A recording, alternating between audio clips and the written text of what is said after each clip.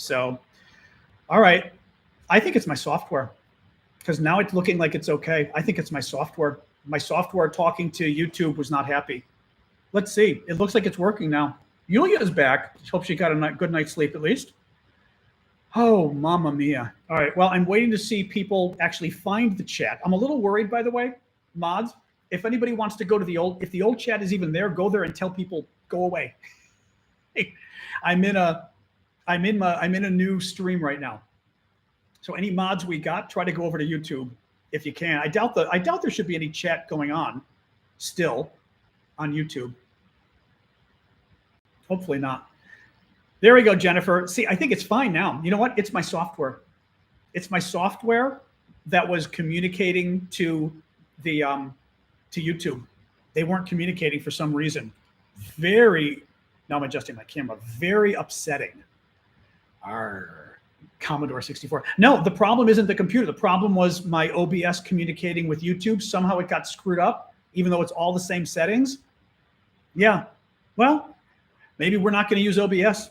I mean, I hate to because it's a nice software to use, but, you know, I don't know. Something weird happened. Yeah. But again, why my software would work to stream to YouTube otherwise, and this time in the last 3 times it hasn't. Crazy stuff. Oh, my God. Okay.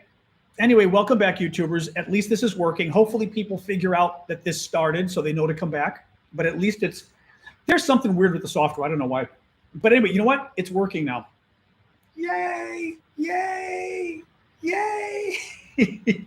No, I'm feeling better now because I hate it because I can tell on my end. I stream to TikTok and YouTube at the same time. And I can tell on my end because TikTok's fine, but my laptop is where YouTube is over here. And I see on my end, I can see the pixelation. So it's like, ah. Oh, no, don't tell me the mic isn't working. Stop it. Hang on. Of course, it's not letting me pick the microphone. It better be. Is my mic not working? Don't tell me the mic's not working. I'll absolutely die. The sound is fine? Okay. Well, let me see. Here, this is how you'll know. Is my mic working? Hello, hello, hello, hello, hello. You would notice because the sound's coming in and out. For you guys, my mic is fine on TikTok. For YouTube, could you hear the mic going in and out or not? Ah, too funny. Well, what do you do? What do you do? Nothing we can do. Yeah, that's fine. Hey, you know what? The video is at least working for YouTube. Oh my God. Thank you, Sobo. Well, I've got my good mic at least is working for TikTokers. But yeah, the YouTube tries to make it simple, and they make it so simple that it's hard. Like I said, there's no way for me, for example, to pick my microphone. And there should be, because, you know, like if you're a professional doing this, you've got better mics and stuff, and there's no way for me to even pick it. So I can't even change my microphone. It might be the mic on my computer. Yeah, for whatever reason. Okay, we're not going to worry about this, obviously, since, you know, it's being evil. But hey, you know what? At least it's working for now, so that's good. All right. Hello. Hello, everybody. Oh, my God. I know I've been YouTubed. At least the audio is decent. I'm still going to have to figure out once again. I can't believe I've got to figure out how to stream again. Thank you, Annie, for the gift. That helps. Yeah. Yeah, it's very weird. It's very weird. Anyway, welcome, everybody. We've already spent half an hour trying to get this stuff working. Oh, my God. Oh, my God. Melanie, don't even. Don't even. Thank you, Nicholas, for the gifts. Thank you, Fnudis. All right, guys, welcome. Oh, my God. Callum has been visiting his girlfriend, so I don't know whether he's back in Scotland yet or not, but that may be why. So you never know. But who knows? You know, who knows? That's my suspicion as to what he's been going. Exactly, Amanda. I was really strongly considering doing Discord tonight. There's no way in hell we're doing Discord tonight now. Absolutely not. In any case, so welcome, guys. Actually, you know what? I am going to do one last little thing. Thank you, Fnudis. I love and K9. I love the. I think also Rose with the rose, Mary with the rose. I love that little dancing flower thing, K9. It's really cool. I'm going to look at one more thing here. I am going to look at my sound on my computer and see if I can tell it to use my microphone, because I think maybe I can. I think I can. Scarlett. Okay, there we go. Now is my sound better on YouTube? I'm going to be really excited here if I actually fix the sound on YouTube, because at least it's a step in the right direction. YouTubers, tell me I fixed the sound and now it's better. It's the same? Well, no, TikTok is going to be the same no matter what, or it should be the same. It should be the same. As I said, when I move the mic away, you guys will know if the sound is working or not when I move the mic. Yep. All right, well, all right. Well, all right. All right. I'm looking at one last thing, and I swear to God, I'm not going to drag you guys through this anymore. Sound input on my computer is absolutely the Scarlet. Yep, that's the input. It's supposed to be the input. Oh, well. All right. Clearly not happy. Output. Oh, yep, USB, Scarlet. Okay. Who knows? All right, well, not going to worry about it. All right, welcome, guys. It's been a crazy day. John Aravosis here, Aravosis Report. We're going to talk about the latest news from Ukraine. There's a lot of news today. Oh my God, I hate this stuff. Any case, welcome everybody. So the way the show works for anybody who's not as new or who is new is we typically go through the news for the first half of the show. Second half of the show, I then take your guys' questions and everything else. Typically, I will also try to look at your questions as we go along. It's just this part of the show, I've got like notes of things that I want to talk about. So I'm often reading the notes. Thank you, Marcia. And not necessarily looking at your questions. So second half, thank you, Marcia, for the gift. Second half, and thank you, Swan lady or Swan guy, whichever you are. But Swan, I recognize you. And then second half of the show, I'll definitely be looking at your guys' questions and comments. First half, I do. Sometimes when somebody asks something that's relevant to what we're talking about, I'll sort of jump in and answer. So anyway, you can try, but just be aware. Be aware. All right. Nobody else talk about my sound on TikTok, on YouTube. Everybody else, explain to them what's going on if anybody complains about the sound on YouTube, so it doesn't distract me. I know PC issues, Lexi. Whenever you're having tech problem, and I'm good at tech. I'm very good at tech. Thank you, Courtney. Tech problems are a pain in the ass because things start going wrong, and it could be one of 10 things. It could be your internet. It could be your computer. It could be the software. It could be your microphone. It could be your camera. It's like, oh my God. It's always, and you can't sleuth it. This is why my mom wonders why I get frustrated when I'm helping her with the internet stuff, because it's not easy to figure out, because it's usually it's the three body problem. Anybody who's watching sci-fi, thank you, Richard. In a sense, there's too many variables, but sometimes the variables interact, which gets you three body, I think. Okay. Let's get rolling, guys. Today is day 817 of Vladimir Putin's special 3-day military operation in Ukraine. The European Union countries. So this is actually there is some good news today. European Union countries have finally adopted a proposal to channel some of those frozen Russian assets to the Ukrainians. Now, what the EU did is, European Union countries, and they agreed to it, so it's starting. The first tranche, the first slice, is going to go in July. Second slice will be 6 months from then. So every 6 months, Ukraine will get some money. Basically, what they did was they determined that they can't quite, thank you, Ava, for the gift. Thank you, Marcia. They can't quite take the Russian assets and give them to Ukraine. Thank you, Ava. Remember how basically they went and froze the Russian assets in banks around the world, right? In Europe and in America. They can't go and thank you, Alex. Thank you, Jan Thomas. They can't go and take the money and give it to the Ukrainians because we don't own it. I mean, we froze Russia's money, but it's Russia's money. And in international banking, as you can imagine, there are a lot of rules. Governments have rules. Our government can't just take someone's money. It has to be due process. You have to go through a process of, and this is, any democracy works this way, you have to go through the legal system and cite a law, right, that says this is how you do it, right? I mean, this is you are allowed to take the money. Here's how you do take the money. Here's how you, right? And because you can't just take someone's money. The government can't just take your money. And the same thing applies to Russia. Even though it's not a nice country, right? And they're doing bad things. We can't just go and steal their money that's in our bank, even though we'd like to. We are a nation of laws. And secondly, you don't want a system where you can just go and steal countries' money, because guess what that means? Countries will no longer want to put their money in our banks, because they'd say, well, shit, if you could just take our money and steal it, why would we put our money in an American bank, right? So for the whole banking system to work, you've got to have confidence. Anyway, so what the Europeans did is they're not giving Ukraine the Russian money. They are giving Ukraine the interest on the Russian money. Thank you, Vicky. Thank you, Hannah, for the gifts. It's the interest. So up to date, the article didn't say, but I believe to date, they may have made around $5 billion with a B of interest on the money. The total money is like, well, the American tranche and the American money and the European money, the Russian money in both banks, comes to like 300 billion. I think the European money might be a little over 200 billion, 220, something like that, I think. And the interest the Europeans have, I believe, might be around $4 or $5 billion so far. So that's the money they can start giving Ukraine. They think the total will be around 15 to 20 billion euros by 2027. That's 16 to 21 billion dollars. Not a small amount of money, really. You know, we'd like to give more, but that's still not a small amount. In any case, so there you go. That's what's up with that. It's a good plan. It's working. The Europeans actually agreed to it. I'm kind of shocked when you think of Hungary and Slovakia, who are just the pain in the ass countries of Europe, right? They're very anti-Ukraine. They're very pro-Putin.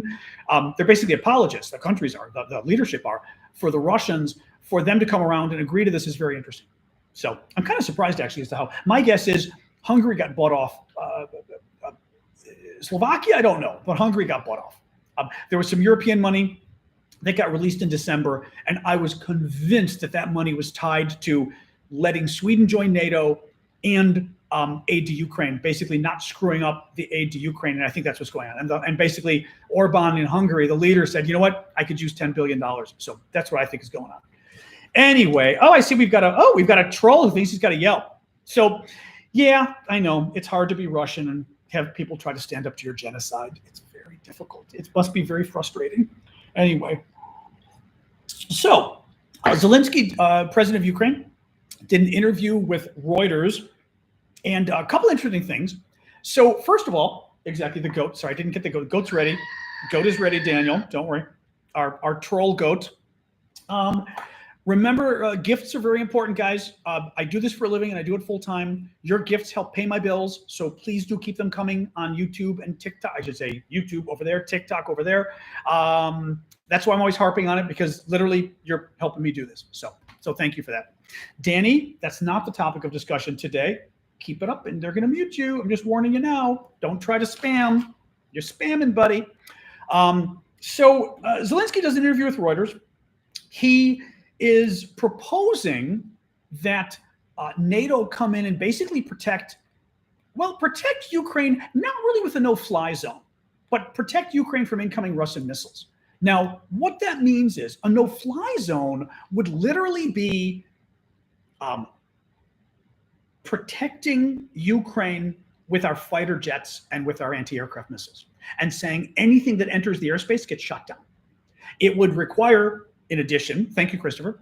It would require an addition, and thank you, Marsha, for the gift, or gifts, I should say. It would require us to go in and blow up all the Russian anti-aircraft missiles. It would shoot Russian aircraft down. A no-fly zone would be very complicated and very dangerous. Not that we can't do it, not that we shouldn't do it, but it's a riskier thing to do. What Zelenskyy is talking about is basically moving Patriot missile batteries, for example, near the Ukrainian border. Like you could put them. Poland could move its Patriot missiles close to the border with Ukraine. Keep in mind, so here's Ukraine. Poland is over here. Okay, so west of Ukraine. Poland's over here. They could move their Patriot missiles here, and now they're covering part of Ukraine over here. I don't know how far in they could go, but it would help. Everybody's saying no. The Americans are like, no. The Germans freaked out today. Thank you, Michael Darling, for the gift. Emil got it. Nice. The Germans are freaking out today. Schultz talked about, my God, escalation. The Russians would get angry. I'm not convinced.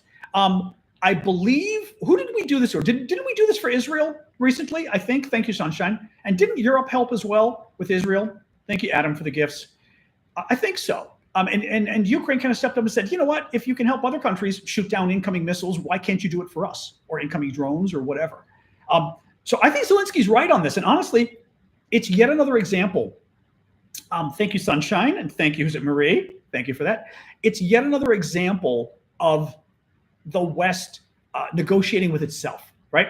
We're constantly afraid of Putin. We're constantly, even to the point where we won't give Ukraine defensive weapons. I mean, we're not talking about shooting down Russian fighter jets. We're talking about shooting down Russian missiles that are coming in to attack Ukraine, right?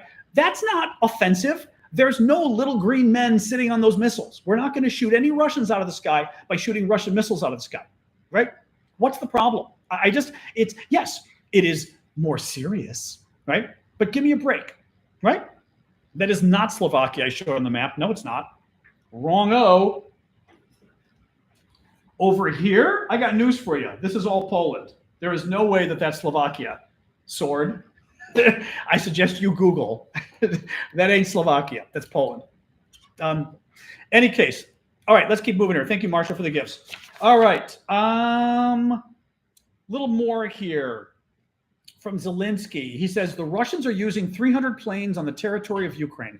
We need at least 120, 130 planes to resist in the sky. They're waiting for the delivery of the F-16s. He says if countries cannot supply the planes straight away, they could, now listen to this, they could still fly them from neighboring NATO states and shoot down Russian missiles. Now, that one, you know, there's no way that we're operating F-16s out of Poland and shooting down Russian missiles using our F-16s with our guys flying them. That I agree might get a little too involved. Fair enough. But with the Ukrainians using it, you know, I'm not convinced. Anyway, thank you, Sunshine. A little bit more here. The Ukrainian leader also said Kyiv was negotiating with international partners to use their weapons to strike Russian military hardware at the border and further inside Russian territory. So that's the other issue. Zelenskyy brought up something that we've talked about a few times here, which is basically that we are not allowing the Ukrainians to use our weapons to hit Russian territory, which is bullshit. Which is absolute bullshit. Yeah, Slovakia is the bottom part. Fair enough. I just looked at the map. I know what you're talking about the bottom. Fair enough. I shouldn't have circled like this. I should have circled like this. So Slovakia is the bottom 15% of the map there. Fair enough. But the rest of it's Poland. We're both correct. That's more accurate. Yes. Yes. All right, a little bit more here. Tucker Carlson. So this is kind of a weird story. So Tucker Carlson, who is a kind of far-right extremist, really, kind of anti-American, I would say, un-American. He's not a Democrat. He doesn't believe in democracy. He's a Putin sycophant. He's a Trumper, but I mean, he's like a crazy Trumper. He was Trump's biggest defender, I would say, on Fox News. He was the most dangerous man on Fox News, which is the right-wing, Republican, news network. They're not a news network. They're a Republican propaganda outlet. They just are. I mean, much more so. I would say even more so than MSNBC. MSNBC is biased, but they don't lie. Fox News actually lies. They're a Republican news outlet that lies. They had to pay almost $1 billion with a B, like $730 million or something dollars in damages to a private American company because they just lied about the company. They claimed the company was part of a conspiracy to steal the election from Donald Trump in 2020, and that the company successfully stole the election from Donald Trump. Well, the company sues Fox News and basically gets Fox News's emails and text messages of all their hosts, and they get their text messages showing the Fox News hosts, including Tucker Carlson, talking privately and saying, this stuff's bullshit. This isn't true. Trump didn't win. This company had nothing to do with it, right? Admitting privately that what they were saying on the air were lies and that they were slandering this company, that they were defaming the company. Well, the company obviously gets this, and Fox News had to pay almost $800 million in damages as a settlement to the company. That's what's interesting. So, in any case, this guy was the chief propagandist at Fox News. They finally fired him. They claimed they fired him because there was some sexual harassment scandal or something. They fired him. We know they must have fired him because he just became too big of a liability, right? $800 million. Thank you, Sunshine. $800 million is just too much for any one company, even Fox News. So he leaves Fox News. He's the guy who went and interviewed Putin, and he wanted to interview Putin because he thought Putin has a lot of right things he says about Ukraine, and we're all getting the fake story about what's really happening in Ukraine, and Putin's telling us the real story. I'm paraphrasing, but this is basically what Tucker Carlson said. So he goes and interviews Putin, and Putin gets so pissed off at him because he trumpeted the interview and he showed his picture next to Putin's and kept kind of and said that he was the only reporter Putin was willing to talk to. And Putin finally got so pissed off that his spokesman came out and goes, no, we get lots of interviews from reporters. Oh, because he said nobody, that was it. I'm sorry, this was it. Carlson claimed, this was really pissed off Putin. Carlson claimed no reporter wants to talk to Putin. He literally said this about a dictator. Imagine saying this about Putin, like you're an idiot. He goes, no Western reporter wants to talk to Putin. No one's interested in talking to Putin. I wanted to talk to Putin. That's why I got the interview, because I'm the only one who even thought it was worth talking to him. Well, Putin's spokesman goes, there are many reporters who want to talk to Vladimir Putin. Right? I mean, are you insane? So Putin hates the guy. Putin made fun of his interview. The interview went nowhere. The interview went for 2 hours, and it was a bust. It was a totally bad interview. Afterwards, Putin made fun of Carlson and said, the interview was actually very easy. I thought he was going to ask difficult questions. He wasn't very good. Oh, anyway, today the news comes out that the Russia 24, one of the Russian, state news networks, it's the Russian government, right? Propaganda, comes out and claims that Tucker Carlson is working for them and started a new TV show. And that his first episode was about ticks and Lyme disease. Ticks are the little black things that crawl on trees and on animals, and they can get on you in the forest and they bite you and you get disease. For anybody who's not Anglophone, that's a tick. And Lyme disease is the disease you get from the tick biting you. That was his first show. Well, Carlson's people have now come out and said, this is not true. We did not agree to do a television series on Russian TV. So nobody knows what's going on. It's very funny. It's chaotic. I think it's kind of funny that the Russians are basically making Tucker look bad. Anyway, it's very funny. It made me laugh. Let's talk about the state of things in Ukraine. Vovchansk. So Vovchansk is the town in northeastern Ukraine that we've been worried is going to fall to the Russians soon. It's right here on Kharkiv. The Russians, as you recall, have invaded this area from the north, probably to do two things. One, to create a buffer zone. They want to create a little bit of a buffer here to make it harder for the Ukrainians to hit Belgorod, the Russian town up here. Push the Ukrainians back. They can't fire as far. The second thing is the Russians are trying to, thank you, Pedro, the Russians are trying to force the Ukrainians to bring troops from the east where heavy fighting is going on and move them up here to defend this area. So we think that's what's going on. Now, there are about, Ukrainians say there's around 100 civilians left in Vovchansk, which is the little town near the Russian border there the Russians are trying to get. They're stuck there because the Russians have threatened to shoot them, according to the local governor. More than 10,500 civilians have been evacuated from the area. A Russian missile, this is actually a pretty good news day. A Russian missile ship was sunk in the last couple days. You may recall that a Russian minesweeper was sunk first. Thank you, Marcia. Thank you, Jeremy, for the gifts. Keep them coming, guys. The Russian minesweeper was blown up and sunk. And at the time, the Ukrainians said, we know we hit some other ships too. Thank you, Cool. And thank you, Marcia and Jeremy, all you guys for the gifts on TikTok. The minesweeper. So we know the Ukrainians hit the Russian minesweeper. And now we find out that, in fact, they sank a Russian cruise missile ship, which is a big deal. Thank you, Jen. The Ukrainians say that it was the last Russian cruise missile carrier based from Crimea. So this is actually very good news. I mean, the Ukrainians have been hitting the Russian Navy pretty hard. They've really hurt the Russian Navy in terms of in Crimea. That is a big deal because the Russians can't bring new ships in. The Turks control the area.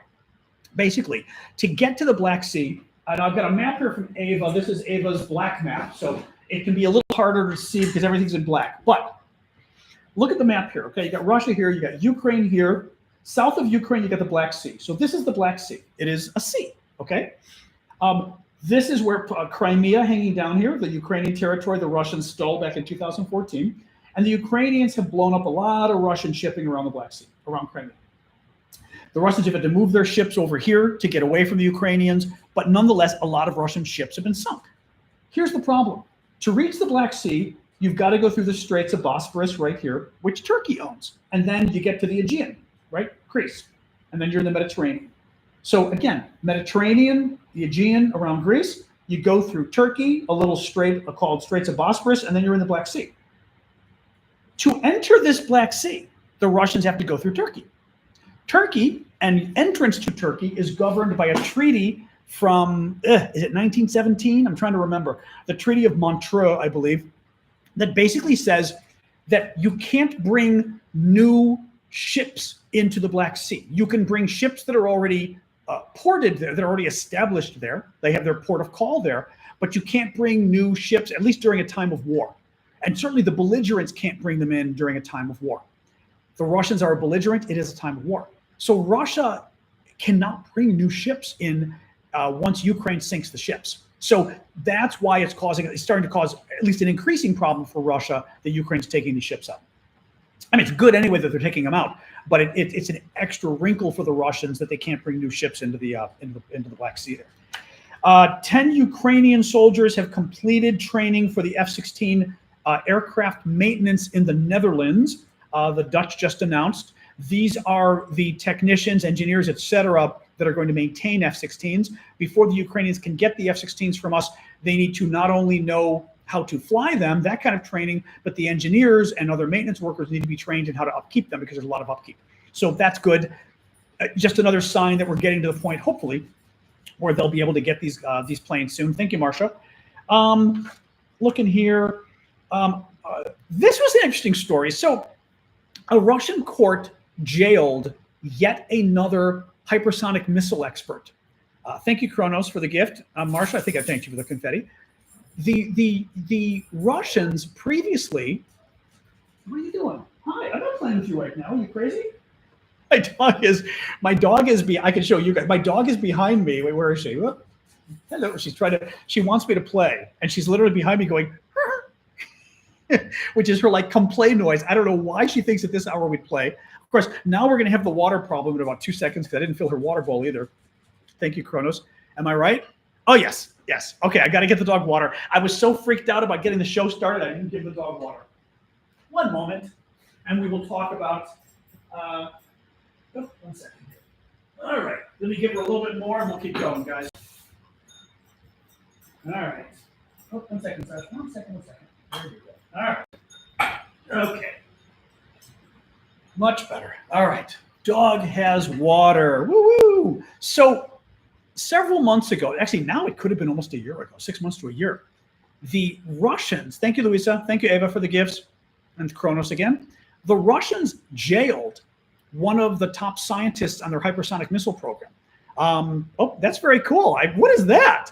I haven't seen that before, the little thumb going on my screen on TikTok. That was on YouTube. That was very funny. Was that Chris? Who did that? That was kind of wild. I haven't seen that before. Thank you, Mikey. Thank you, Marge. So several months ago, the Russians jailed and accused of, I think, of treason, one of the scientists working on their hypersonic missile program. They just did it to another one. So they just went after a second of the scientists, accused him of treason. It's very strange. These missiles are the Kinzhal, which is the name we're all familiar with. Thank you, YouTube. Are the Kinzhal and the Zircon. Zircon I wasn't familiar with. Kinzhal I was familiar with. Very weird. I mean, just it's strange. This is very strange. Now, it kind of makes you wonder if this is because these guys thank you, Jen Thomas, by the way, I did see that. Whether this was because these guys leaked information, maybe they sold the information to the West about the missiles. I don't know what, but clearly they got the one guy first. I think they beat the crap out of him for 6 to 9 months and got him to then, narc on the other guy. But it's very weird. Finally, Robert Fico, who's the Slovak prime minister that suffered an assassination attempt last week. Thank you, Willa. He is no longer in critical condition, or at least no longer in danger of losing his life. I shouldn't say he may still be in critical condition, but very interesting. Very interesting. So who knows? But at least he's not going to die. He's super pro-Russian, super anti-Ukraine. The government has not said anything about the assassination attempt, so we don't know. We don't know. Are we at war? I'm not sure what you mean by that, Kimberly. I mean, we're not at war. Ukraine's at war and we're helping them. Is this going to affect the election? I don't know. Thank you, Jen, for the tiara. I mean, I'm not convinced Ukraine is having any impact on the election either way. Really. I just don't think it is. Trumpers, the Americans care about the economy. Immigration, less so. To a degree, they care about immigration. The economy is the number one thing Americans care about, and all the polls have shown that. The Israel stuff, nobody cares. I mean, literally, even among Democrats, nobody cares. They all among Democrats, a lot of people support the Palestinians, and they asked them where they rank Gaza on the list of cares. Gaza was at the bottom of issues they care about. So, what you always need to do, I always tell people, is when you look at where people are on issues in terms of elections, you care about what their position is, but you also care about how much they care. And people in America care about the economy, and they mistakenly think we talk about this before, and we always get a couple of you guys that go, no, the economy's not doing well. The economy is doing amazing. All the economists will tell you the economy is doing amazing. All the TV shows will tell you the economy is doing amazing, and that inflation was bad a couple of years ago, and prices will not come down because that's what happens when companies raise prices. They don't lower them again because they're obnoxious. But nonetheless, Biden, who is a shitty communicator, and I've said this before, he's done a bad job on Ukraine. He's done a bad job in terms of communicating almost every issue he's worked on, really every issue. He doesn't communicate it. I even saw something the other day that young people or maybe not young people, but 17% of Democrats were blaming Biden for Trump getting abortion banned. Biden's been fighting it. Trump got abortion banned in many American states, basically, by getting Roe v. Wade overturned. It's very complicated, but he got the law overturned, basically, a Supreme Court decision that established a woman's right to an abortion in America. And Trump got that thrown out, and Republicans are now banning abortions. In like 20 American states, actually, abortion's now illegal entirely. And 17% of Democrats blame Biden. They think Biden did it. I mean, we are not dealing with, frankly, we're not dealing with smart people here. But as I said, like the economy is doing great. People think the economy isn't doing great. The best part is when you ask people how the economy is doing, they say badly. Then they ask them, how's your situation? Most people go, oh, mine's pretty good. I'm doing well. They think they're doing personally very well, but the economy is very bad. But again, Biden sucks at messaging. And part of Biden sucking at messaging is he doesn't care to message. He doesn't. I think there's some hubris, there's some pride, there's some ego involved, where he thinks he doesn't have to explain to people his position. Well, I got news for you. Keep not explaining your position, and you're going to be an ex-president in 5 months, 6 months. So, we'll see. Any case, what else we got? Oh yeah, so throw me your questions, guys, comments, etc. Flower Lady, you're doing well for next year. That's good. That's good. What else we got? True. I mean, the competence of the population hasn't changed. It is the disinformation, but people are honestly, the bad guys have gotten better at lying, but people are pretty freaking stupid too. I mean, that's what we've seen, is people are pretty freaking stupid. My take on Iran, I'm not sure. I mean, we talked about this the other day. I'm assuming when you say my take on Iran, you're asking about their president and foreign minister dying in a recent helicopter crash. I still am having a hard time believing it's an accident. The simplest explanation is that it was an accident. I did see, I think New York Times or somebody talked to experts who said, yeah, international sanctions against Iran over the years have actually hurt their aerospace industry, and it has made it harder for them to keep up helicopters and things like that. And it easily could have caused the helicopter to crash. But I'm sorry, the president, who's the number 2 leader, and the foreign minister and the president is a far right nut in essence, a super Islamic crazy guy, gets killed. Honestly, it feels to me like it's on purpose. Israel could have done it, but also, as Yulia, I think, said yesterday, could have been the Ayatollah who did it too. He could have wanted to get rid of those guys, and this was a nice way to do it. I mean, who knows? The weather wasn't good, so that's a problem too. I mean, but again, it's also possible. It is possible that it finally was, an accident. It could have been. Yeah, helicopter. Yeah, it could have been. So I'm not sure what GTA 6 is, Lamar. What is that? Thank you, Running on Coffee, for the gift. Keep the gifts coming, guys. Got to pay the bills. Appreciate it. And definitely subscription. I always try to get at least a couple subscribers each show if you can. I know we already had a gift subscription on YouTube. Thank you. But if folks can do it on YouTube, TikTok as well, excuse me, it's basically, Grand Theft Auto. I've never played Grand Theft Auto. Never played Grand Theft Auto. Yeah. Thank you, Timothy. It's never my kind of game. My kind of games are, Baldur's Gate and those kind of. I like being wizards and those kind of things. Thank you, Kimberly. I don't know if it would, Matt. I mean, Matt asks, how would it change the world if the Supreme Allied, the Supreme Commander in Iran was died or left? Thank you, Kimberly. And John asked for the gifts. And Jackie. It may not. This is sort of the issue with Putin, right? Just because someone dies, just because a leader dies, doesn't mean the next leader is going to be better, right? It's not like the Ayatollah in Iran is somehow the only bad guy who's like crazy. I say right wing, but maybe not right wing. Religious right wing might be a better way of calling him, right? And believes in this crazy restrictive Islamic state that is bad to women and this kind of crap, right? I mean, and anti-democracy. He's not the only one. So there's no guarantee that just because he dies that somebody better comes along.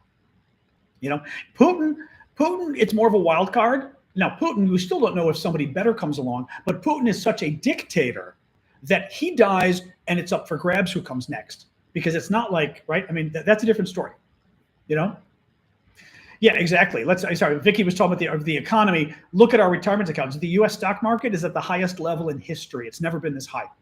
The Dow Jones Industrial just passed 40,000, highest level in history. It has soared under Biden. But, when it happens under Trump, he gets credit. When it happens under Biden, people go, it didn't matter. So, But again, Biden should be out there talking about it every day. He's not. He doesn't. Honestly, the man, like I said, the man doesn't want to, not only he doesn't want to win, but he doesn't want to defend his stuff. So therefore, nobody defends it. Anyway, what else we got, guys? I'm not really convinced about that either, Rookinator, about young people having hard times getting jobs. The problem is I know too many young people who've made a hell of a lot of money. I'm just not really convinced. I'm sorry. But especially the last couple of years when they were all complaining, people couldn't hire people. Restaurants couldn't hire people. Nobody could hire anybody because there weren't enough people, right? I just don't buy it. I really don't. I mean, if I see the data, I'll believe it. But I think young people today are whiners. And it started with millennials and it just got bigger, It really is. This is sort of my thing, my shtick though. But young people today, unfortunately in America, maybe worldwide, like to think they're the only people alive. So they always go, oh my God, we're living through this economy. It's so unfair. And it's like, thank you, Tom. It's like, well, I'm living through this economy too. Why do you think you're the only generation living through this economy, right? Oh my God, war in the Middle East, war in Ukraine. Oh my God, it's so unique, except we're alive too. So boomers and millennials and like the greatest generation, every generation is living through the same stuff millennials are going through, but they like to pretend like they're uniquely suffering. It's like, high student loans. Got news for you. The rest of us had outrageous student loans. My generation was, I don't know about before me, but my generation, outrageous student loans. So bullshit. Houses are expensive. Yeah, got news for you. I couldn't buy an apartment until I was 45 because things were so expensive in Washington, D.C. Anyway, it drives me a little bonkers because I do think it's a generation of whiners. And guess what? People don't want to explain. People don't want to people think, oh, it would be mean to explain to them that actually you're not really unique. Maybe you've got some issues, but you're not unique. You know what I mean? Stop whining. But we don't want to tell people to stop whining. My student loans were equal to my rent. I was paying the same amount in student loans. I had $60,000 in student loans 35 years ago. That was a hell of a lot of money, 35. Even today, these guys complain about 30,000 in debt, 60,000 in debt 35 years ago. Doesn't matter what my tuition was. It was equal to my rent, okay? That would be equal to you paying in Washington equal to my rent. That would be equal to you paying $3,000 a month in tuition today. Not a tuition, for your loans. $3,000 a month. My rent was not low. I was living in Washington, D.C., the second most expensive city in America back then. So that's what I'm saying. It's bullshit. It's bullshit. So, yeah, D.C., the second most expensive city in America. and my loans were equal to my rent. So in other cities, my loans would have been way more than my rent. That's my point. So anyway, DC was still the second most expensive city back then. It was not cheaper back then. No, not at all cheaper. My mom came to visit and couldn't believe how expensive the grocery store was back in like the late 80s, early 90s. She was like, oh my God. Yeah. Anyway, doesn't mean people aren't suffering. Doesn't mean we shouldn't help them. But at some point, you've got to stand up to people and stop whining. And I think that's the whole issue with Americans whining about the economy when the economy is doing well. Doesn't mean people don't need to be helped. But Jesus Christ, people, you're going to vote for the bad guy. Honestly, it frankly reminds me of people bitching about Israel and Gaza too. They're going to vote for Trump or they're going to vote against Biden. Okay, guess who's 100 times worse than Biden on Gaza? Donald Trump. Guess who's 1,000,000 times worse on Gaza? RFK Jr. RFK Jr. thinks the Palestinians are a bunch of whiners. He accused them of oh my God, this stuff. Google what he said recently about the Palestinians. But they're going to try to get rid of Biden because, oh boy, if we can just get Trump or RFK Jr., those Palestinians will be doing much better. Except that those guys are so much more pro-Israel and so much more anti-Palestinian than Biden. It's not even funny. But again, we have a generation of whiners, and nobody wants to sit there and go, guys, I hear it. You disagree, but I got news for you. The other guys are 1,000 times worse. And if you want to shoot the Palestinians in the foot and hurt them even more, and you want to hurt Muslims in America and Arabs in America and Palestinians in America, go and vote Biden out and watch things get 100 times worse for all the people you claim to care about. Oh, well, what do you do? Oh, man. Anyway, the most expensive city, interesting, Jens. Typically, it's New York. I think you might have a debate between whether the most expensive city in America is New York or San Francisco right now. I don't know. Typically, it was New York. Second was San Francisco. DC was number 3, Washington, D.C. But yeah, Devil's Right is saying San Francisco. I don't know enough of the two anymore because I knew New York prices when I was living there very well. But San Francisco kind of went crazy too. Okay, California person, you need to stop because you are so about to get muted. You keep spamming and it's getting annoying. Stop it. All right. I'm not going to have the mods mute you yet, but the next time you write that, you're leaving the building. California 7554. Okay, we've been putting up with it for 20 minutes. Stop it. You're spamming. Anyway. Oh, la. San Fran, people are saying, yeah, and it depends where, I'm sure. You guys got a little view of Sasha walking by. Peace chances in Ukraine. I mean, Frank, the problem is, there's a number of problems. The biggest problem, if you want peace in Ukraine, is how to guarantee peace in Ukraine. And what I mean is guaranteeing the peace, meaning keeping peace going. I don't know how you do that. I just don't know how you do that.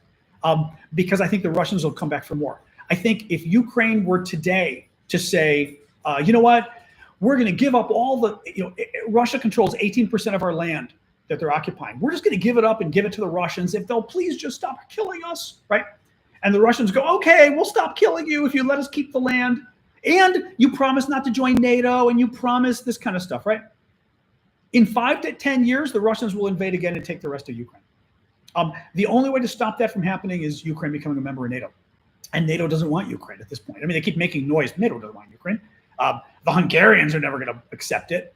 I'm not even sure the Americans and the Germans are on board, to be honest, right? But Ukraine would need to be in NATO. But otherwise, I think the Russians are coming back for more. Russia wants all of Ukraine. Russia does not think Ukraine exists. Russia thinks Ukraine is a fake country, that they're all Ukrainians. They've said this, and they want it. They want your country back. They think they got a raw deal when the Soviet Union went away. And frankly, I mean, they didn't get a raw deal, but you know what? It sucks to have your country blow up and fall apart and for you to be the big bad guy in the world, and now you're just kind of a small pain in the ass, right? Russia's no longer the big bad guy. They're a pain in the ass. They cause lots of problems, but they're a B-list pain in the ass. They're a B-list bad guy that has a lot of men and a lot of weapons, and nukes. They've got nukes, but that doesn't make them a great country. They're not a great country anymore. China's a great country with nukes. U.S. is a great country with nukes. Europe is a great region with nukes. Russia, not a great country anymore. They got nukes. That's about it. Like I said, and a lot of weapons. They got their military, which isn't as good as we thought it was, you know. But anyway, but they want Ukraine. So my concern is, I don't know how you guarantee peace how you reach peace when the Russians are just going to invade again in 5 to 10 years, you know. So anyway, very bad, very bad. What else we got, guys? I mean, I don't know, Jenny. I don't know.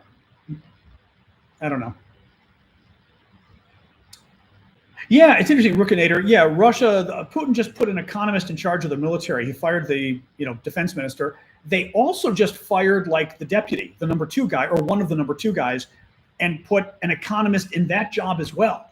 So they're basically putting economists at the top of the defense ministry. Now, the thinking is that supposedly this will help the Russians, integrate the military with the economy and get the economy more on a war footing. So the Russian economy is built for the long term to support the war effort, and that the war is going to go on for a while. The problem is, I would think, what do economists know about the military? They don't. I'm not convinced having the top guy and his number 2 guy be economists who aren't military guys.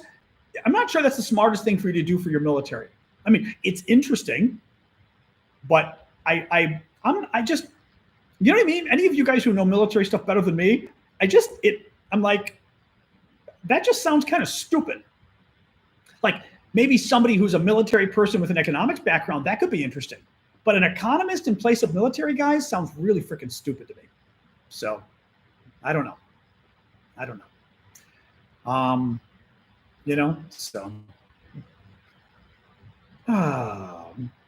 I mean, yeah, I'm sure it's all about the economy and the war, but it's just like they know about the economy, they don't know about war, Oh, that's funny. Olson Ranch says Bolivar once said there are 2 things you need for war: money and money. No, he's going to help with the money. Maybe that's maybe that's enough, I don't know about that, buddy. I did not see that. Did anybody else see? Did France say that Ukraine can use French weapons to attack inside Russia now? I'm trying to remember. I don't think. Help me out, guys. Am I forgetting something, or did I not see something today? I don't remember that being the case, but maybe I'm forgetting something. I'm trying to think. Did the French? I'm trying to remember. Did France say something recently? I don't think. Let's see. I don't know.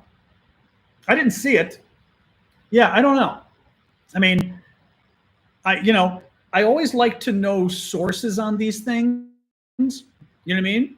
Let's see here really quick. France, weapons, Ukraine, maybe? Let's see.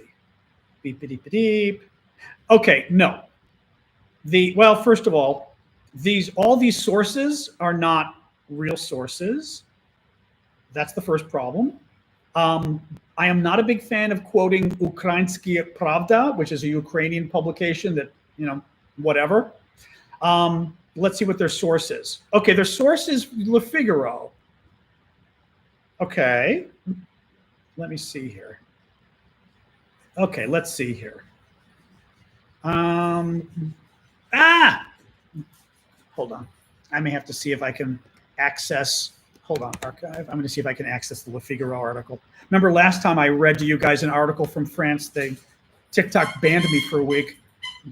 Oh, I don't think it's going to let me see this article. Let's see if it does. I'm not convinced it will. All right, let's see a rewrite here. All right, I'll see what Ukrainska Pravda says. Let's hope they get it right.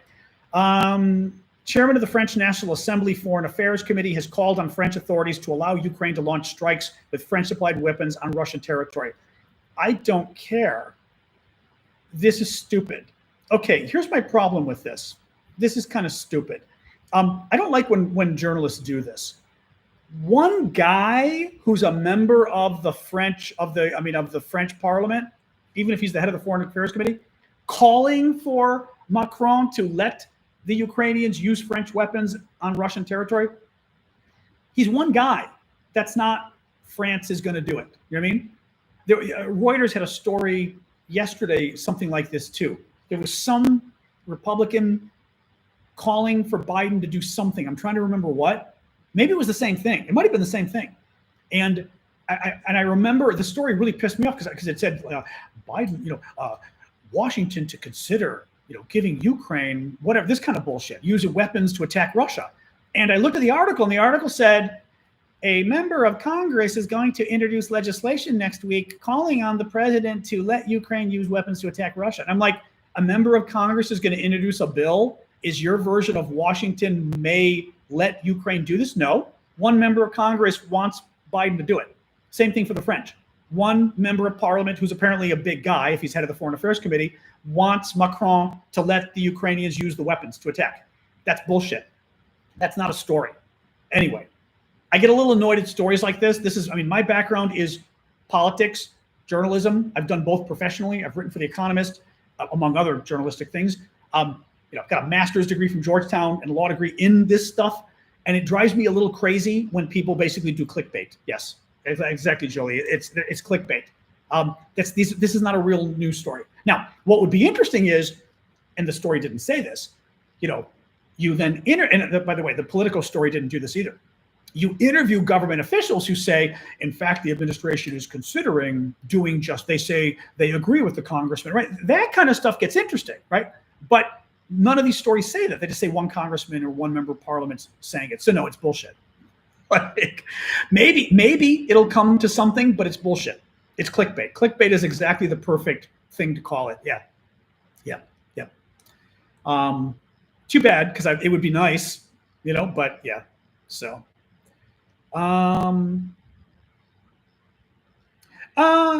new satellite Russia launched last week. I'm not even up on a new satellite last week. We're worried about Russia preparing an ability to basically put nukes in space and satellites and use them as using nuclear weapons as satellite killers. That's a concern, but I've seen nothing about a new satellite that we're worried about. I don't know. Jamie, there is a replay on YouTube. Yes. I stream simultaneously to YouTube when I'm on with TikTok. So you can go there. It's John Aravosis DC. You can go there and watch the show afterwards. So go for it. Thank you, Noteworthy. Keep the gifts coming, guys. I know I'm harping, but I need the gifts to keep the show going. I've been doing this full time, and to be honest, it's not as much money as it used to be. So at some point, I'm going to have to sort of continue whether this keeps going. So if you can help, I appreciate it. Thank you, Flower Lady. I always hate because I hate to sort of ask Flower Lady because you've always been so generous. But so I don't want to necessarily make the people who keep giving me gifts give more gifts. But I need the support. So thank you. And thank you, Pam Pam, Elisoni, Dom. Oh, hello. Oh, Dawn. I've never seen that one, Dawn. What the hell is that? Oh, that was really splashy. That was really cool. Thank you, Dawn. Wow. I don't know what the heck that was. That was really wild. Sorry, Lamb Chop, Jamie, and Dom as well. Thank you, guys. Yeah, but it's hard. I mean, thank you, Chris. Sasha. I think she hears. Often it's because she hears the neighbor's dog in the hall and she likes the neighbor's dog. So she hears them and she wants to go play, even though for her version of playing is just kind of hanging out. Thank you. I'm going to call you Huge Mark. I'm not sure what your name is. Hug Mark, maybe? Anyway, thank you for that. That was really sweet of you. Thank you, Canadian Mark. Thank you, Jen, for the pinch face too. And Dom and Jen. I think she hears her buddy in the hall. Yeah. Any case, I forgot. I was trying to say something. Oh, and Rocket, thank you, Rocket, for the tiny diny as well. Yeah. So, Chris, the problem is I can't really stay neutral politically.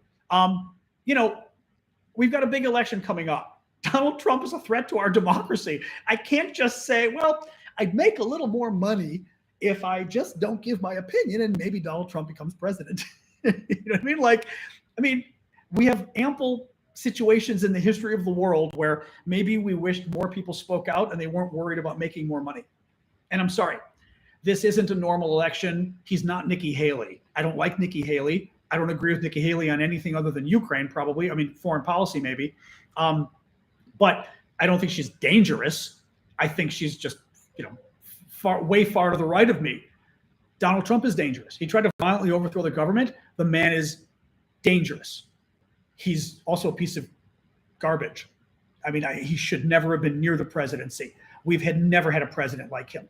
You know, George Bush, didn't agree with him. The second George Bush, he wasn't a piece of garbage. As a human being, he was fine. He lied about a war, but whatever, right? He wasn't a piece of human garbage. This guy, George Bush didn't try to overturn our democracy. You know, this is disgusting what Trump has been doing. And the fact that you guys support him is gross. I'm sorry. And it's un-American. I mean, you can't, you know, yeah, I get more money if I pretended it was okay that we're watering down our democracy and electing somebody who's a piece of shit. But I'm not going to do that. Thank you, Jason. And again, I appreciate that, Jason. Jason just signed up as a Patreon launcher. Appreciate that to YouTube. But, you know, what do you want me to do? No, I mean, again, I probably could. Thank you, Noteworthy.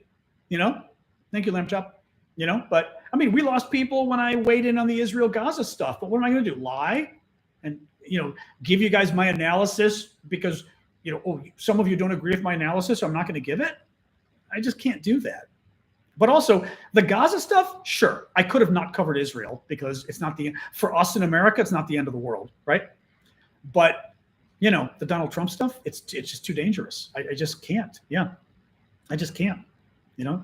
So, you know, anyway, I'm not convinced I would make more money anyway. Yeah. You know, do more sports. I hate sports. I know you're joking, but God, I hate sports. I've just never been a sport. I like skiing. Sasha's, well, she's quiet now. She's been at the front door, still whining a little bit, but she's doing better. Thank you, Chris. I appreciate that. But that's the problem. It's with the election coming up. I've been thinking about it. With the election coming up, I'm not sure how I don't. By the way, the other thing is, other sites that have gone just liberal about the election are beating the crap out of me, right? Harry, I love Harry, the young guy. He's like 21. He's got like 700,000 or 800,000 followers now. All Harry does is do pro-democratic stuff, and he's excellent. I mean, he's an amazing kid. He's 21. It's crazy. This really bright kid here in DC. I still haven't met him. I've got to meet him. But, you know, part of what works is picking a team and going for it. Because then also, yeah, the other team doesn't like you, but your team loves you. Yeah, Mark follows him. He's really good. He did meet Biden recently. I was jealous. You know, but the thing is, the easiest thing to do is to be a partisan, really. And just be like, screw it. I'm going to be, and I mean, I criticize Biden because I think Biden screwed up the war. It probably hurts me in terms of the White House giving me an interview. Yeah. I don't get invited to all the reindeer games at the White House because I'm the mean guy who criticizes him. But what do? You know, I've always been that way. I mean, it is annoying, trust me, because I'm trying to figure out how to do this as a business and it's frustrating. But, you know, I am who I am. Biden was on the Howard Stern show. Get out. No way. No way. Thank you, Sunshine, for the gift. A gift, I should say. Thank you, Mark. Biden didn't just go on Howard Stern. No way. Did he? Did he just go on Howard Stern? That's crazy. I would have been terrified to have Biden. We got asked. I did this campaign back like 25 years ago. I did this political campaign, not elections. We were going after this woman called Dr. Laura, who was a big American right-wing, kind of right. She was, I don't know what to call her. She was a doctor of like the knee bones connected to the shin bone or whatever. Like she wasn't a real doctor. I mean, she was a doctor, but she was like a PhD doctor. She wasn't a doctor, right? But she'd go on TV as a doctor and she'd talk about health, but she was very anti-gay, anti-abortion, this kind of crap.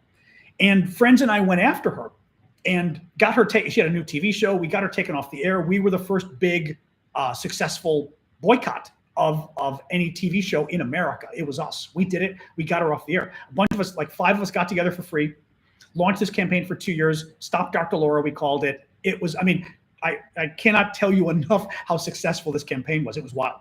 Well, we got asked to go on the Howard Stern show because our boycott was so big and so in the news. And the guy I was working with, Alan, Alan Roth, good friend of Roth. Oh my God, I'm forgetting Alan's name. Oh my God, Alan. It's been too long. I've got to call Alan after the show because I'm forgetting his last name. Oh my God, hold on. Was it Roth? Oh my God, how could I forget Alan's name? Klein. Oh my God, Alan Klein, not Roth. Alan Klein. He's like one of my oldest friends, but I haven't talked to him forever. And Alan was our press guy. And he wanted to interview us. And Alan would have been the one. And I told him no in the end. Because Stern at that point would do so many interviews and ask you, literally, he would do the interview and start asking you about your sex life and details. And I'm thinking we're there doing and this was a group of gay people going after her because of gay stuff. And I'm thinking he's going to ask us about gay sex during the interview because he would do stuff like that. Oh, he's incredibly intelligent. And he talked about our movement on the show and was incredibly supportive. But in the end, I vetoed us going on his show because I was afraid, mind you, this was 25 years ago. I was afraid he was going to make it about sex, but literally come on, tell me what you guys do, this kind of stuff, right? And because we were a movement about gay people not being the perverts she was saying we were, I said, we can't go and do an interview where he's making fun of us as perverts, right? Again, think about it being 25 years ago as well, in terms of the public perception of gay people. But he was vulgar and a shock jock back then, exactly what Emil just said. Yeah. But I can't believe Biden did that. That's wild. Wow. Well, I like Howard Stern, and he does. I think he's incredibly smart, But I think that's why this is 25 years ago. He was a brilliant interviewer but back then he still was talking about sex and just asking you about your sex life and in a really vulgar way. And it was like, oh God. But that's wild that Biden did that. That was actually rather risky still, I would say, of him to do it. Meaning kind of trusting that Howard's not going to say anything, No, I'll check it out. I'm very interested on that. Hillary did it. Hillary did a show 3 years ago and said she should have done it in 2016. See, I'm going to guess Hillary was the same thing as me, so to speak, where 2016, she was like, we cannot risk this. And by the way, Hillary's people we were all convinced Hillary was going to win in 2016. So, why risk it by going on the Howard Stern show would have been the analysis, No, I agree, Sword for Justice. The thing is, look, going to the White House would be boring. I've been to the White House. It's boring going to meetings with other influencers. I've done it. I did it under Obama. It just can be it's boring because literally you go there and they give you talking points, right? Having said that, it's nice to be recognized. Thank you, Super Hornet. Thank you, Bryce. It's just nice to be invited, because you do a lot. I've been doing a lot on Ukraine, right? It'd be nice to be recognized as one of the guys doing a lot on Ukraine just because it's not like the money is what makes this worth it, So, and it's an ego thing, and they do have the best holiday parties. Thank you, Marge. I have been to 3 of the White House Christmas parties, but not under Biden, never under Biden. Under Obama, I was a big Obama critic when I needed to be, but I was a super Obama supporter, and they knew it, and they would reach out to me when they needed help, and I would help them on stuff. I had a big political blog back then, and got invited to 3 of their Christmas parties. And oh my God, their Christmas parties are to die for. The White House Christmas parties are amazing. Oh, so amazing. Oh, anyway, someday, God knows Trump isn't going to invite me to any. But we shall see. Oh, I don't hate Obama. I love Obama. Obama should have done Ukraine, obviously, but he was still a very good president. He did a lot. What else, guys? We'll go a little bit longer since the show started late because we had half an hour of tech difficulties. We can do a few more minutes of questions or comments or whatever. We've been kind of bouncing all over the place. Howard Stern. Our weapon use in Russia? Russia's claiming that. It's a lie. Russia's, I'm not even going to repeat it. Russia made some claim today. They're liars. So there's no reason to believe anything they say. When I hear Joe Biden admit something, I'll believe it, but not because Russia said it. Literally, Russia's foreign policy is lies. It always has been. So, yeah, no. Exactly. Obama wanted to yell some more. Exactly. Yeah, I saw that, Annette. Yeah, there was a crazy flight from Britain to Singapore. And as it was over Asia, they don't know yet. I don't know whether they say they know what it was, but it looks like it was an air pocket or something. and the plane dropped like 5,000 feet or 6,000 feet. One passenger, 73-year-old, was killed. Several others, maybe 6 or 7, are in critical condition. The photos and video from the plane are insane. I mean, it like tore apart the inside of the plane. Oh my God. They had to land them, I think, in Thailand. Oh my God. Crazy though. Yeah, just crazy. Google it. It was horrific. Like 5,000 or 6,000 feet, it went in a minute. The guy had a heart attack. Oh God. Yeah. But 6 other people, I think, were in critical condition, which made me wonder whether they weren't thrown around the plane. 600? I read 6,000. Oh, it was only 600? Okay, the first story I saw said it dropped from like 36,000 to 31,000 or something. Maybe it was referencing another experience somebody else had. 600 feet. Okay, that's better, but still, it said numerous people were critical, which is crazy. Man. Yeah, wow. Dom, I don't know. Dom says, why do I think Biden used to be more hawkish compared to now? I don't remember well enough because I didn't really care. When Biden was a senator, I didn't really care about what he thought. It didn't matter for the work I was doing, right? So I don't remember where Biden was on the Soviets and everything else. And whether Biden was somebody, for example, thank you, Sunshine, whether Biden is somebody who talks a good talk, but in the end always wants to cut a deal. He's clearly that guy now. I think he likes to cut deals, and I think he overthinks things so that he starts to short circuit himself in his brain, right? He makes a decision and then he kind of so he'll, for example, he often would say things and people would say, oh, Biden says things out of turn.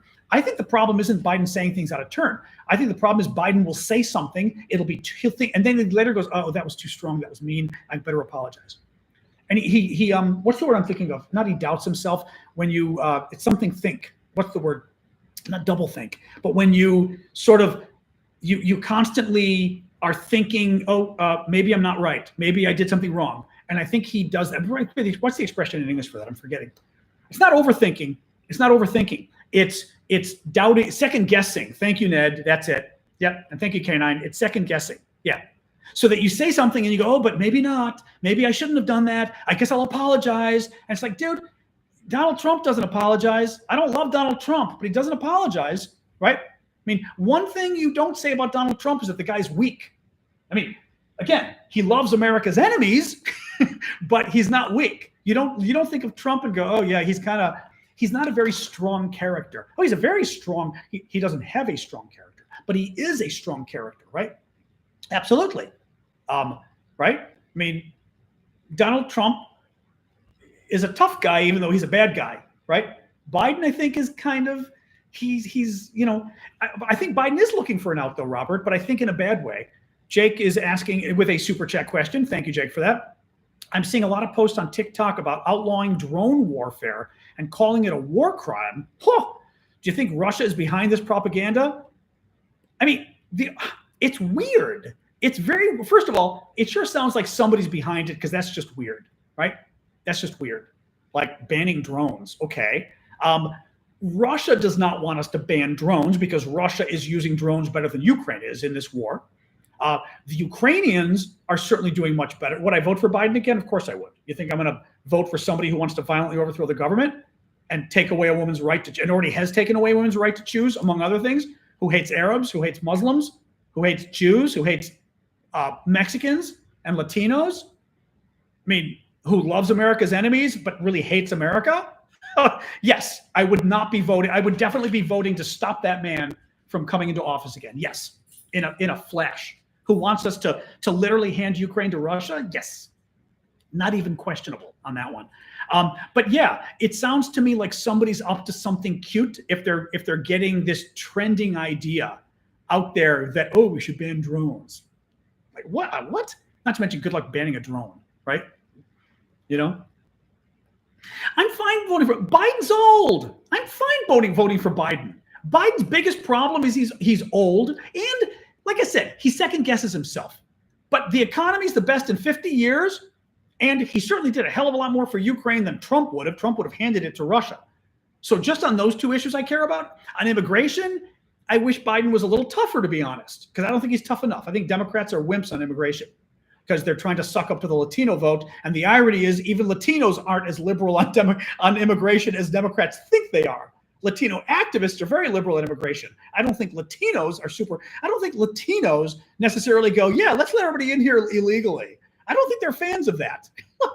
but the activists are, and Democrats are afraid of the activists, you know? Yeah, you're worried about Michelle. I'm sorry, but that's a little trolly that you're worried about Michelle Obama in 2024. Michelle Obama's not president. Barack Obama hasn't been president since 2016. The lady is his wife. I would suggest it's time for you to stop letting Michelle Obama live rent-free in your head. They've been gone for 8 years and she's not a politician. Get over it. Seriously. I mean, come on. You know? But yeah, it's very weird, Jake. I agree with you. I think it's very weird. Solak says, beep, beep, beep. He welcomes difference? What do you mean? I'm not sure what you mean, Solak. Can you say that more? I'm not sure what you mean. Oh, actually, you guys have maybe been talking back and forth. That's why I'm not sure what you mean. I'm not seeing the rest of the conversation. His husband. Oh, you mean Barack Obama? No, but Michelle Obama is the one that supposedly said that, not Barack Obama. You know? Do you ever wonder if he actually got transported to a different planet? No. Do you? I don't think RFK is going to have an impact on America. No, I don't think so. I mean, okay, to be quite honestly, RFK Jr., like I said, he's a nut job, but also he's got like some young people are into him. I am convinced that he's not going to have a big social movement. Having said that, look what Donald Trump did. You know, Trump's able to create a big social movement and Trump's terrible, right? But people fell for it. So RFK could convince people to fall for his crap. I don't know. But I'm not convinced. I think he may cause Biden to lose the election. He may cause Trump to lose the election. I don't know.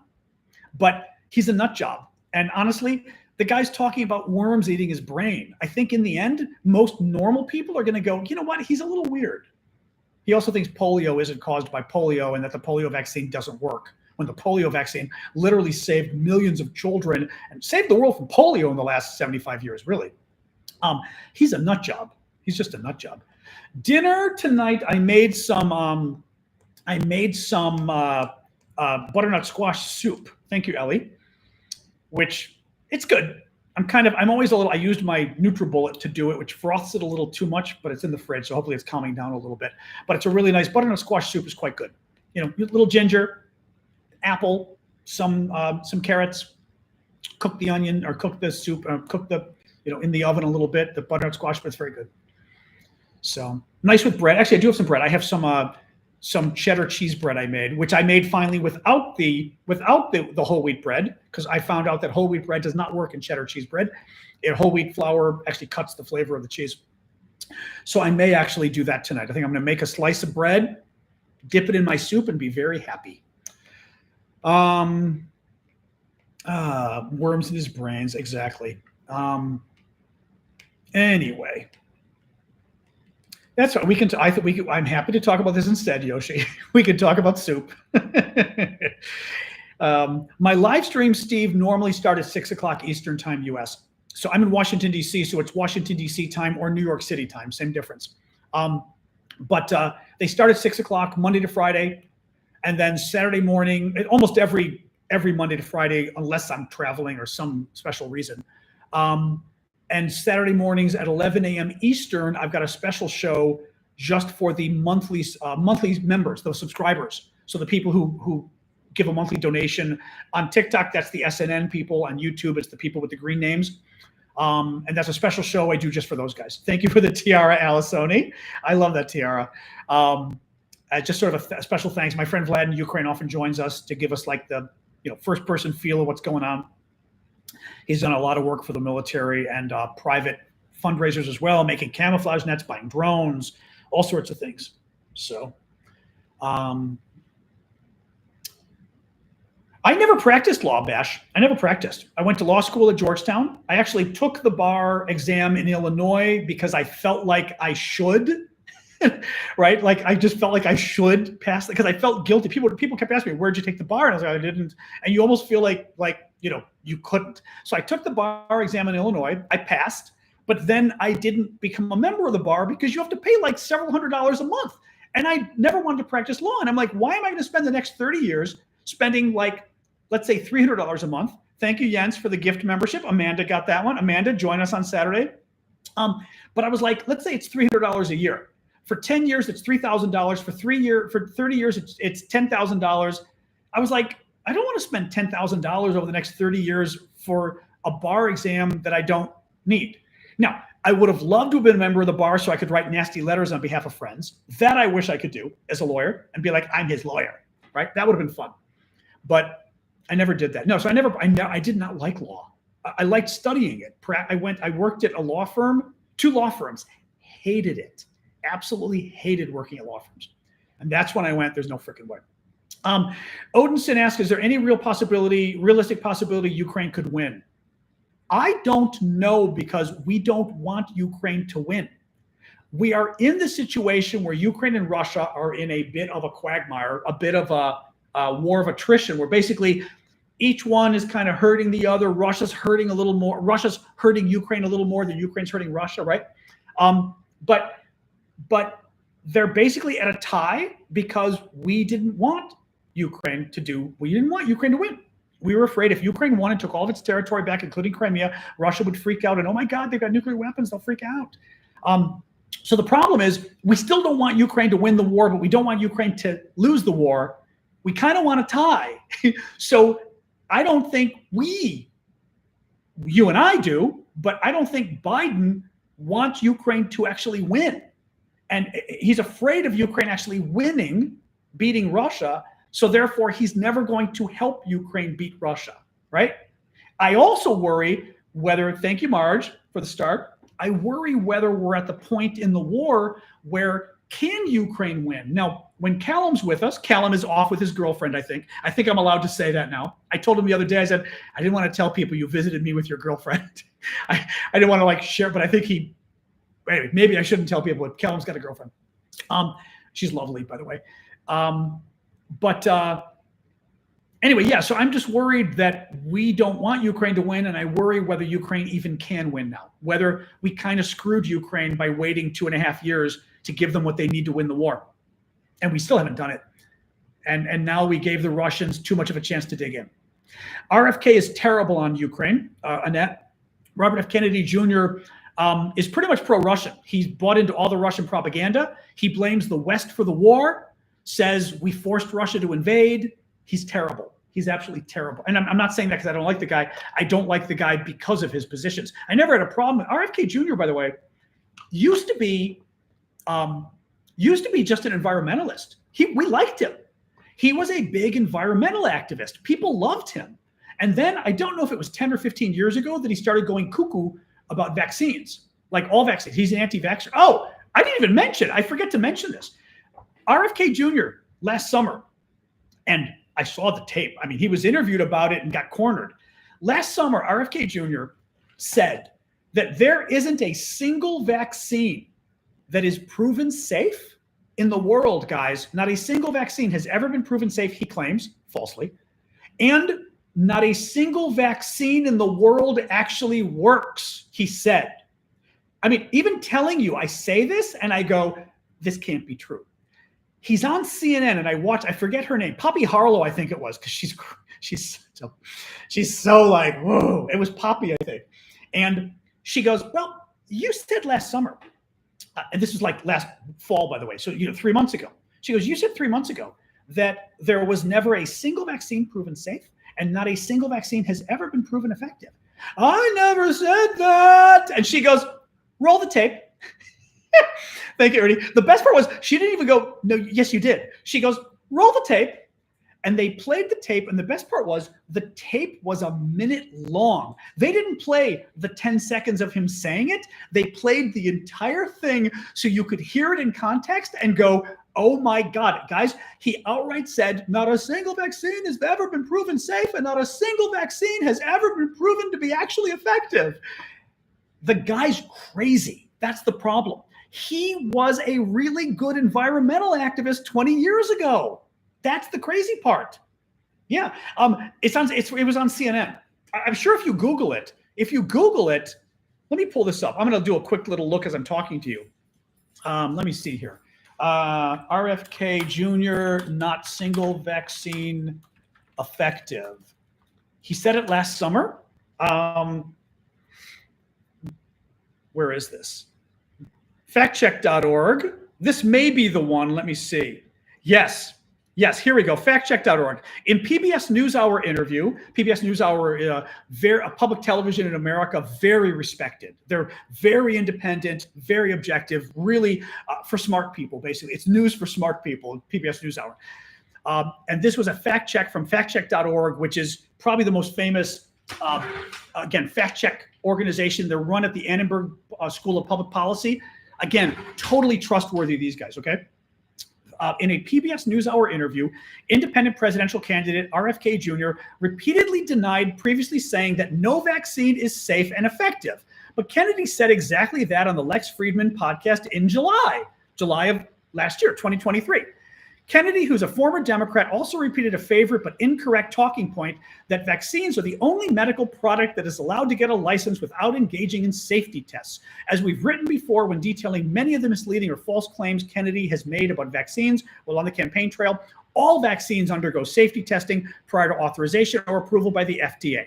Kennedy's false statements about his past comments occurred about 2/3 of the way into the interview.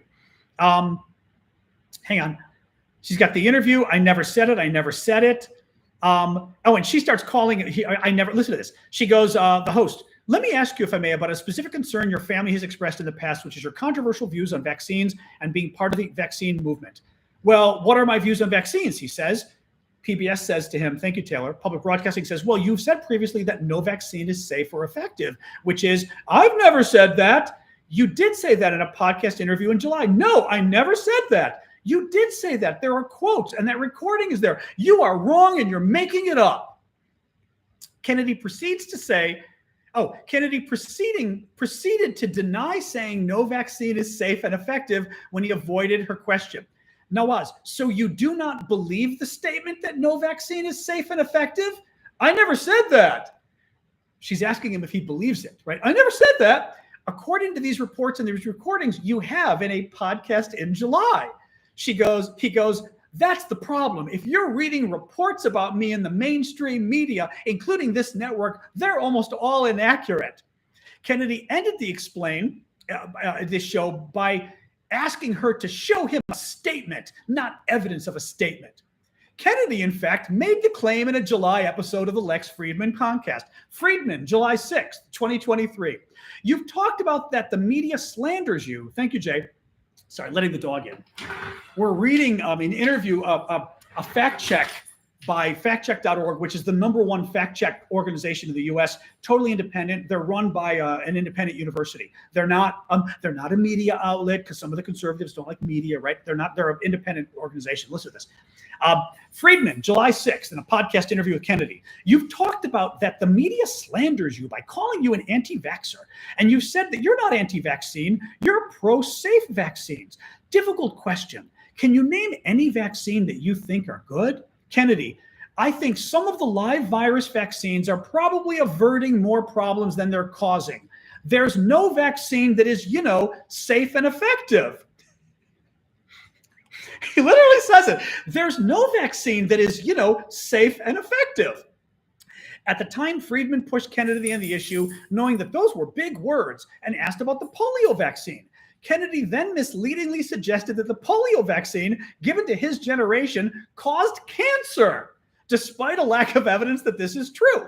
Kennedy, the polio vaccine contained a virus called simian virus 40. It's one of the most carcinogenic materials known to man. He goes on with this. It was in that vaccine. 98 million people got that vaccine in my generation. got it, and now you've had this explosion of soft tissue cancers in our generation that's killed many, many, many people, more than polio ever did. So if you say to me the polio vaccine, was it effective against polio? I'm going to say yes. And if you say to me, did it kill more people? Did it cause more death than it averted? I would say, I don't know, because we don't have any data on that. That's my favorite, actually. He says, I don't know, but he just told you it's killed tons of people and it caused like millions of cancers. But then he goes, but I don't know, right? Yeah, they go on. It goes on for a whole other chunk about the fact checking. The guy's a liar, guys, and he's a nut job, okay? May I rest my case about RFK Jr.? But also, what really bothers me too, he's a liar. I mean, look, at least Trump kind of owns, Trump's a liar, but Trump at least owns his crazy bullshit. Right? I mean, you ask Trump about Mexicans and he's happy to tell you about Mexicans, right? I mean, there's no problem there. He'll tell you. RFK has said all this crazy shit. And when he gets called on it, he lies and he really doubles. Remember, PBS, what your network says about me is the mainstream media is all lies. He's trying to play to the Trumpers and say, well, Trump got away with it by basically saying, oh, it's all lies, that he can do the same thing. Yeah. Anyway. You get it, DNC Warrior. But I had to read the whole thing once I found it because I was like, the fact that it's on factcheck.org is even better. But he's crazy, guys. It's really sad, too, because like I said, he was a huge environmental activist. For my generation, he was a good guy 25 years ago. He supported a bunch of big environmental groups. I think he helped create some big environmental groups. He was a good guy back then. But, then he lost his mind. I think, unfortunately, I'm looking here. Unfortunately, there's something happens to some people as they get older that they seem to kind of go crazy. I don't know what it is, but they just seem to kind of go crazy. Interesting. Anyway, I don't know what it is. But I think there is something with some people when they get older. Rudy Giuliani, he's kind of gone a little cuckoo, right? Rudy Giuliani was this top Trump advisor, aide, whatever you want to call him. Not at the White House, though. I don't think he was at the White House.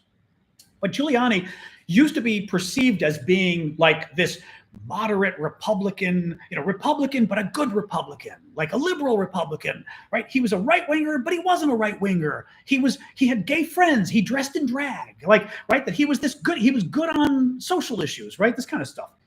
Thank you, Peace Delis. Appreciate that. And now he's like Trumper, right-winger, far-right extraordinaire.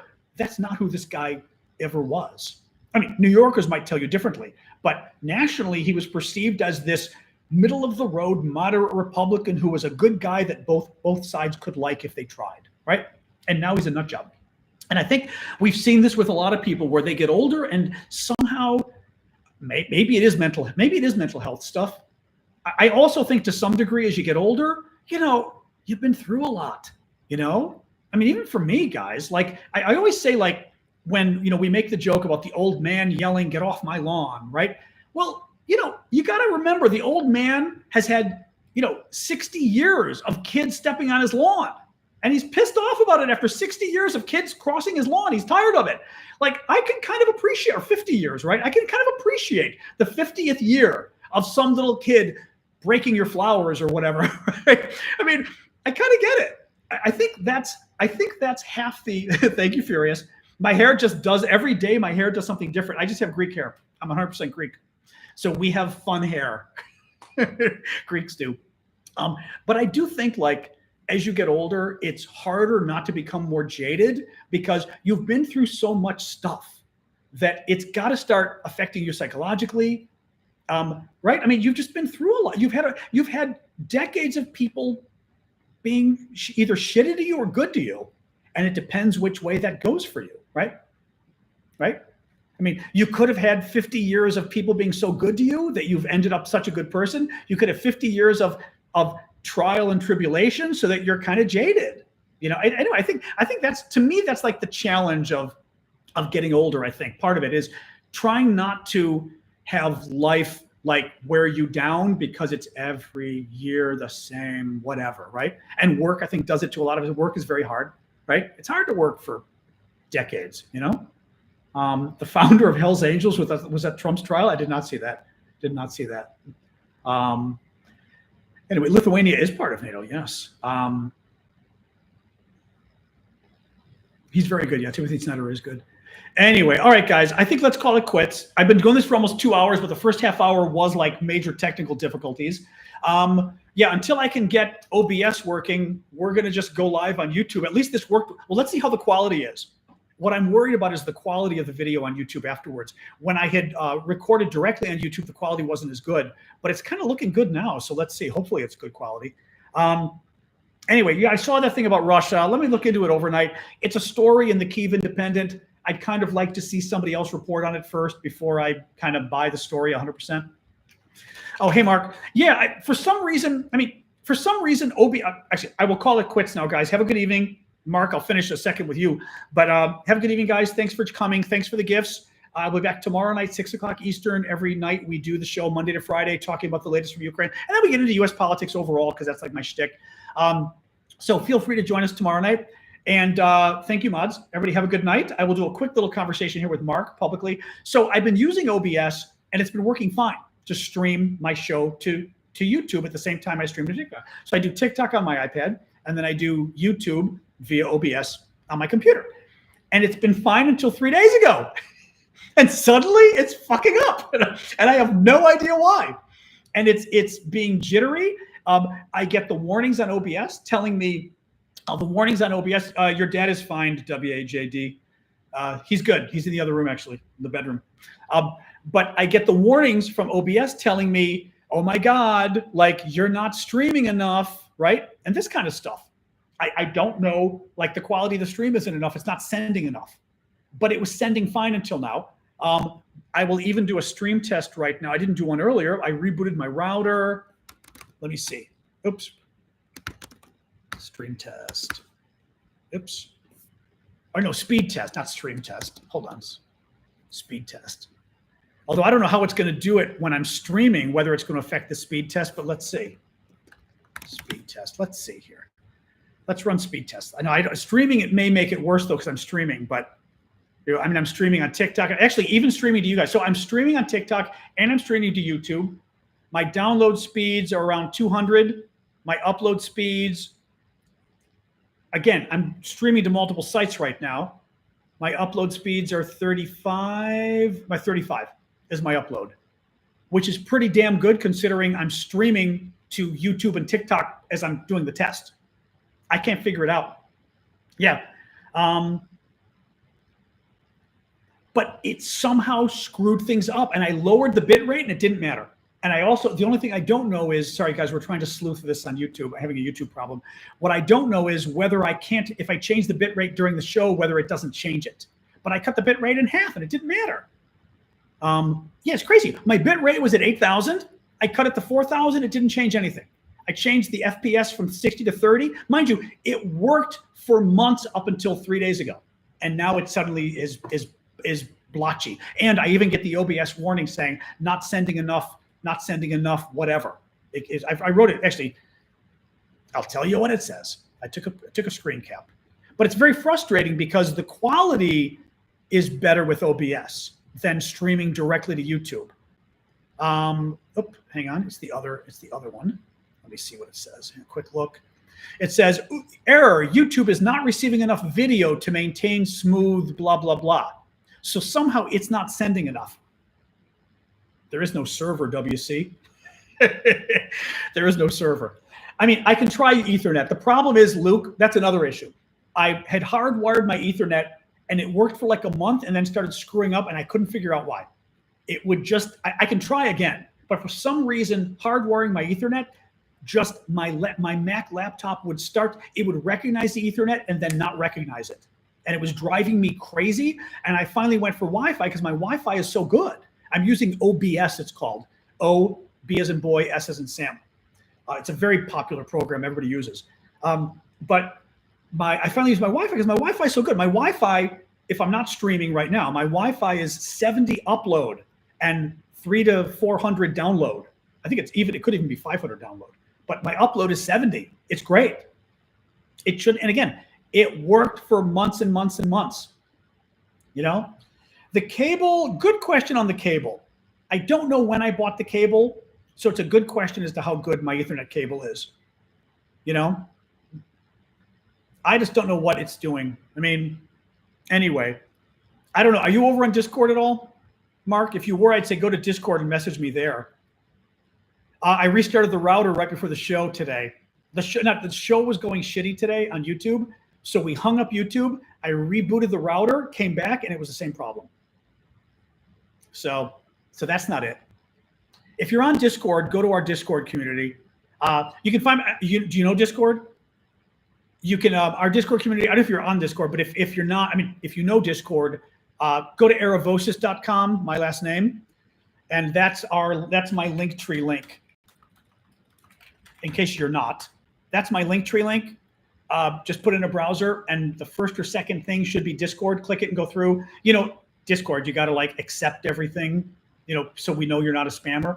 But then just message me if you can, or maybe during the show, let me know what your Discord handle is or something. I can find you. If you're not, you should be able to message me. I hope you can message. Most people can message me. Yeah. Okay. Thank you. Try to do it, because I would love to practice and try to get this working, because it did work. Oh, that's your handle on Discord. Okay. Let me save it. Okay. Let me save it. Okay. HGM. Well, you know what? I'm going to go on Discord right now before we hang up. Oh, man. Okay. Thank you, J-Sco. Yeah, let me see. We're going to see. I mean, it seems like Mark is at least familiar with OBS and the problem. Let me look and see if I can actually find you to message you on Discord. HGM3RK. Let me see here. Let me see. HGM3. Oh, because you're not a member of my server, I can't message you. I think. Oh, it says friends. I don't know. Not friends. Oh, direct messaging. Yeah, no, you're not part of this yet. So I can't. I think you may have to join before I can message you. Configuration setting for hours and then discovered a bad cable. Yeah, I mean, I'm using Wi-Fi though. That's the weird thing. You know, unless somehow my internet's but my internet isn't. But here's the other thing. I'm streaming to TikTok. My stream is fine. Right? TikTok has had no degradation in the stream. So it's not like this is, and by the way, actually, final point. I am still streaming on my laptop to YouTube and the stream is fine. It's when I used OBS that it wasn't communicating. That's the final point, guys, to keep in mind. I'm going to sign off, guys. We can sleuth this more later or sleuth it over on Discord, message me, but keep this in mind. When I stream right now from my laptop directly to YouTube, it's fine. When I stream from OBS to YouTube, suddenly it went wrong. So there's some problem with the OBS settings, connection, whatever, and YouTube is what it is. That's the problem. OBS is a software that everybody uses, but I only started using it. But anyway, all right, guys, let me say goodnight over on TikTok. All right, sign off with you guys. But that's the, like I said, I'm enough of a tech geek that I know there's a problem. All right, see you guys. My OBS version, that I know the problem is OBS talking to YouTube. That's the problem. Thank you, Jake. Appreciate that. Because when I use OBS to stream to YouTube, it doesn't work. When I then hung up OBS and went straight to YouTube, same computer, same internet connection, the connection's fine. You know? Oh, sorry, I was looking here just to tell somebody what version of OBS I've got.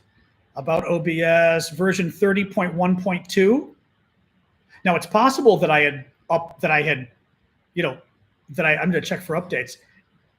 It's up to date. I wonder whether I got a new version and that screwed it up. That's possible too. I may have downloaded a new version of OBS. This is what's so hard, by the way, when you do tech stuff, is I used to have, when I was running a website, and I would use, what do you call it? I'm forgetting, CyberDuck or whatever it's called, you know, the FTP service. And the newest version didn't work on my Mac for some reason, whereas the older version did. And forever we sleuthed it. And finally I thought, you know, I just updated the damn version recently. I went back to the old version and it worked fine. So like shit like that happens too that drives me crazy, you know? Anyway, all right, guys, I'm going to go because it's been 2 hours of this. I want to eat and like stop thinking about this because it's driving me nuts. But anybody who's got suggestions, maybe reach out to me on Discord. I'm happy to do some, and we can do some tests actually, because I can certainly go live. I mean, this is how I first got OBS working. I went live on YouTube, did a private live or a unlisted live, so then I could do it with my nephew and other people. We saw that it worked fine. So we can try it again and sleuth what the problem is. Thank you, Jason. All right, guys, I'm going to sign off. Thank you. Something changed. Exactly, Jeff. Something changed, and it's God knows what. It's very frustrating.